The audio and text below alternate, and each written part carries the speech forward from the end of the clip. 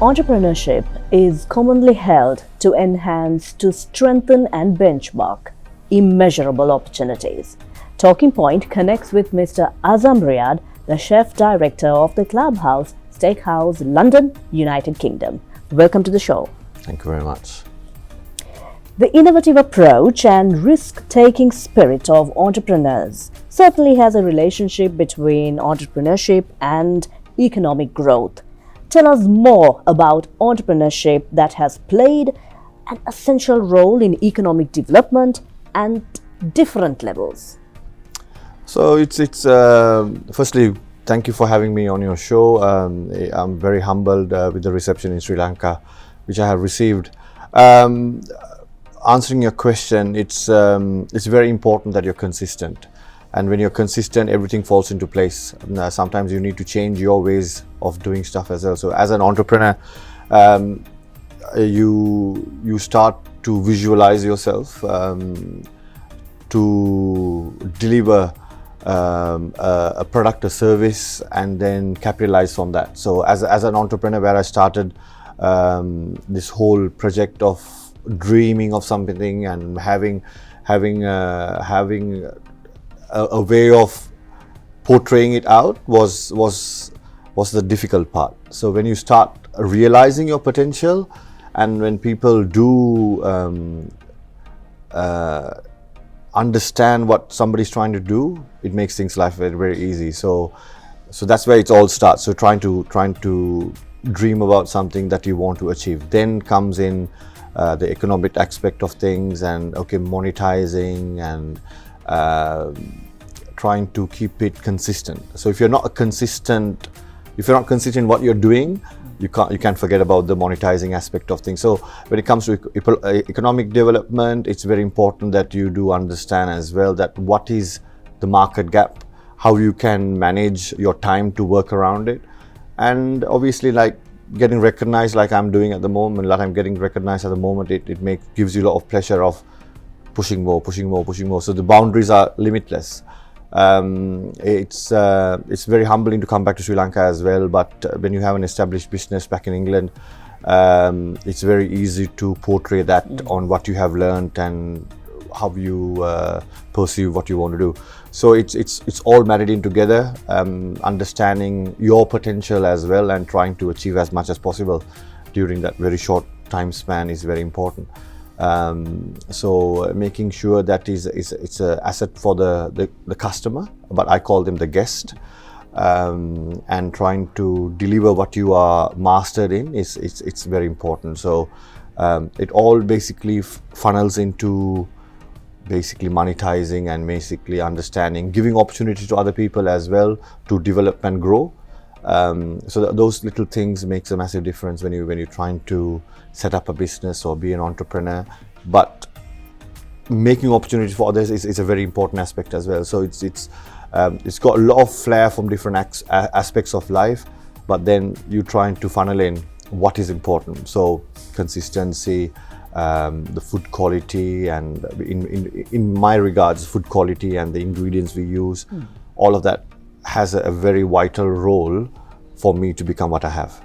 Stability of a solid growth in setting up an international business venture has been attributed to many factors. What sort of perspectives do you share with regard to this? It's understanding your strengths. As a businessman, I wouldn't call myself an entrepreneur yet, but I'm getting there slowly. But now my mindset is changing. So it's about what you can offer as a unique niche product. A lot of obstacles are around, but you're trying to achieve the best product from anything you're trying to do. So it's important that you understand your strengths, but there comes trying to sustain a business for a long time. So longevity is very important as well. Trying to understand what customer needs and what you can offer slightly different towards the customer's needs. So it's always a challenge. There's always challenges in any sort of business, but it's just trying to pursue your dreams and achieve as much as possible. So I think being focused and understanding that your value to something that you need to provide is quite important when it comes to that aspect. It is undoubted that international business projects will continue to rise as our world continues to become more accessible for business, be it in any industry. These big moves, how should it be strategized? It's not that difficult to strategically understand what you need to do when you're trying to deliver a particular product. So for me, it's meat. So from the farm to the plate is my motto as well, because what we are trying to achieve is get the best of our products onto the plate. So it's about respecting your ingredients. For an example, the beef, where it comes from, where is reared, what sort of conditions they have, is it free range, is it organic? So all this matters for me. Then traceability. So when it comes to trying to understand this kind of a project, it's very important that you have very good suppliers, good consistent chain of suppliers as well, that you can't be having one product one week and not having it the next week. So when it comes to food, it's very, very, very important that you do have enough supply chain. So if one gives you a problem, you go to the other. So it's trying to build that partnerships and understanding what's on the market, but then producing a product which is not easily available. So luckily I have been branded as the dry age ambassador, because in a Muslim world as well, it's very important that people do have an understanding to go forward in this kind of virtue. So luckily I have been introduced to a lot of suppliers and individuals who can provide me with that service. So without that supply chain and that backup, I would not be who I am today. So it's very important to make sure that the supply chain starts from wherever it does not wear out. So and that strength between supplier and customer, and me between myself and supplying it to the table is vital as well. So it's not only about me, it's about the whole spectrum around me as well. Certainly. The food industry, as well as we are all aware, is continuously evolving, be it by market dynamics, technological development, and the consumer demands. With that in mind, how do you see the future of the food industry? It's turned. I think it's turned head over heels now. Everything's visual, so people see it visually. They eat visually. They eat by the eyes, they say. So visually, you need to make sure you produce a product, but then that visual has to be continued on the plate. So when you come and try it, it has to be exactly the same. That kind of a mindset you set on a customer's what do you call the image that they the image created. you create has to be basically served as well. Yes, so it's very important that you can do a lot of visual, but then if you don't produce the same thing, then that doesn't lead to what you're trying to achieve. So continuity of what the whole from farm to plate makes a massive difference. And even if you make a simple thing as a burger, if it's not visually present, people don't understand. They come and think, okay, what am I having here? This is not what I had in mind. So it's trying to translate that from having a simple visual into something dynamic, and making sure that food has to be what it looks, and it has to taste even better when you try it. So it's that creating that first impression in your head, that wow, this is something unique. So that is very important. Visual. So I think visuals take a massive role in what I do personally, but it's about telling that story from that visual. When they walk into the restaurant, from taking that from visual into the plate is the hardest part. But if you can do it consistently, then it's not impossible for anybody to become what they want to become.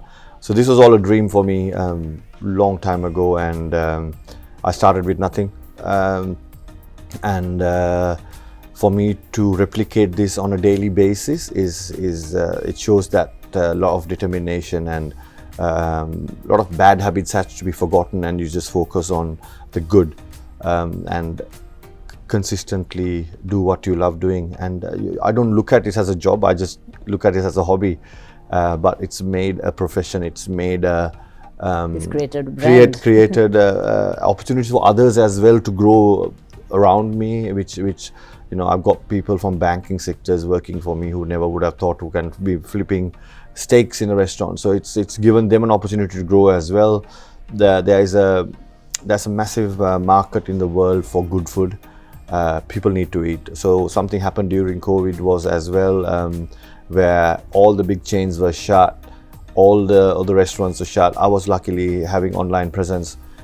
That changed the perspective of what I was doing. So luckily I had people who wanted work because they were desperate to put food on the table for themselves as well. So with that in mind, it was just a rolling platform where, okay, you give them the free range of running it and just keep it as an online business. So that's how I was in the verge of shutting down because I was not getting the traction I wanted. I knew my food was good and I was trying to please a lot of people at the same time as well. And dish out quality. Yes, people don't want to pay. People don't want to pay good money for good food. So they have this concept of quantity over quality. So I am more of a quality over quantity kind of person, but you get what you pay for. So there are so many competitors around. It doesn't matter for me because I know my quality is good. The ingredient we use is absolutely exceptional. It's consistency of supply chain. So it does make that a slightly niche market to people who want to experience good food. There have been very close friends of mine who have basically mentored me as well, in a way that their education and their work ethics has basically rubbed onto me because I never expected this kind of reception even in Sri Lanka or in England, where people travel to come and try my food, which is absolutely brilliant. So it's quite important that we produce something visually and then translate that into a plate. So that has a story, that has a trail, and the first bite makes all the difference. So it's not a big company or a corporation what I run. I run a standard simple steakhouse, but where the food is immaculate. So being Sri Lankan, being from a Muslim background as well, it's very important that we captivate an audience. But now what's happened is trying to expand and explore and explain the halal aspect of things, of the meat and the produce we do is quite important. Then you get all the companies who want to jump on you and say, you want to be a part of our journey as well, which is quite humbling. So as you can see in my jacket, we got so many brand partners, and all of these guys have some sort of trust in what I put out. So becoming being a chef who has endorsements by big companies, it's quite vital. People do understand that, and then with the good equipment, you produce good stuff, then we deliver it to the customer. So it's about continuity as well. So there's a lot to it, but it's not that complicated. So it's about understanding how sustainable we are when it comes to producing good food, and the consistency aspect of doing it the same way on a daily basis. It's quite humbling when you see the results, but it's hard work. I think the next generation needs to start focusing on looking up to people who has humble beginnings, but then trying to replicate better lifestyles for themselves. And I think never give up, work towards it, dream high, dream big. At least you lived halfway through, and it's important that you believe in yourself, understand that you can do whatever you want if you put your mind to it. So exactly. Simple as that. Convenience versus sustainability. how can this be linked to go hand in hand when it comes to the food and beverage industry? I think it's very simple. Everybody wants to eat. We need to eat to survive. We need to eat to sustain. Food has that knack of being priority. As an entrepreneur, as a chef, it's very easy to keep things simple. You don't want to complicate it too much. So there's always a need for good food, mediocre food, fine dining, then it takes it to Michelin star and all of that. So it's understanding that where you fit yourself and how you can deliver what you want to get, what message you want to get across. It makes a massive difference. So when you do produce something, when you do replicate something which a customer can remember. I think food is about remembering stuff as well. So it brings you to your childhood, it takes you to your grandmother's cooking, it takes you to your mum's cooking. It has that kind of a attachment. The nostalgic. It brings a lot of nostalgia into your basic needs. But when you can do something and you go, wow, okay, that makes it very easy to replicate. So using good equipment, using the right products, as I said earlier, it's very important that you're consistent in what you're doing. I think consistency in the food industry is one of the most important words that people forget. Then they come with shortcuts of trying to, you know what, I don't want to pay this amount, but I can get it for this amount, but I can charge more. But that's where it goes wrong. You always try to strive and get the best out of your suppliers as well. Consistency and discipline plays a vital role in what you're trying to achieve. Then knowledge, you learn, you read, you trial and error. But when you get this stuff ticked off, I think your food does the talking rather than you. So it's very easy. Simple as that. It is, yes. And you just got to leave it. You got to leave it, not overcomplicate it. The simpler, the better is what I have learned. So we for example, my steaks, yes, dry aged, it goes through a vigorous process of losing water and moisture in itself.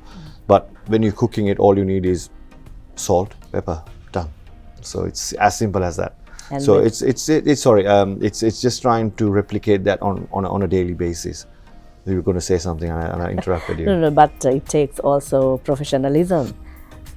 Practice, yes, a lot of practice, a lot of wastage. Surely if we go to add pepper and salt, it's going to turn out to be something. It's not as hard as it looks or it sounds, but it is something that you need to practice. It's taken me 6 years to get to where I am, or 7 years to get to where I am. It's very easy to say, I can cook a steak. I'm sure a lot of people can cook a steak, but I cook it very differently.